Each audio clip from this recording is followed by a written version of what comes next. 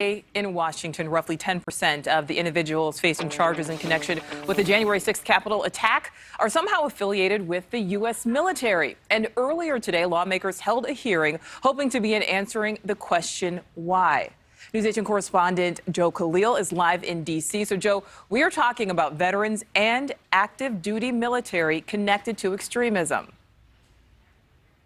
Yeah, it's a tricky subject to approach, Nicole, but I want to be very clear that we're just talking about a small fraction of veterans. The general veteran population has served honorably and has sacrificed quite a bit for this country, but it's that small fraction where there seems to be a pattern here growing, a little connection to some of these extremist groups, and that is what the folks we talked to today want to get to the bottom of.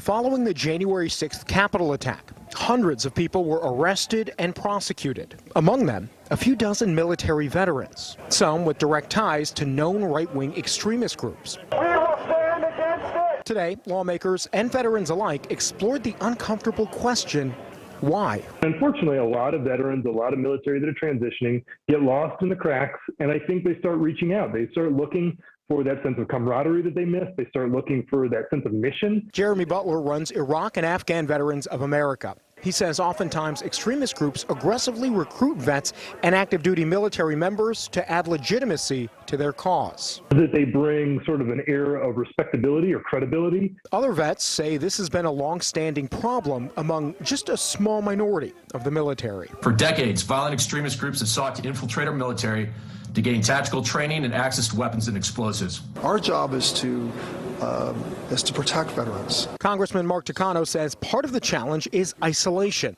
made worse by the pandemic that many veterans experience post-war, and offering vets tools to deal with it. Provide them with better pathways so there isn't a sense of isolation, a sudden loss of sense of purpose. Most Republicans who deal with veteran issues agree. Our job is to help them get care, benefits, services, and opportunities that they've earned. If anything is going to prevent veterans from falling prey to violent extremism, it is that. Now, Nicole, the Department of Defense is doing its own internal investigation into extremism within the military. One thing about the politics of this, in that committee hearing today, there were a couple of Republicans that objected to even having this hearing outright. They thought it was a partisan exercise. They wanted to hear more even about left-wing violent groups like Antifa. But by and large, the committee as a whole, including some Republicans, thought this was worthwhile to take a look at and discover what role they may have in helping veterans moving forward. Nicole? All right, Joe, thank you for that.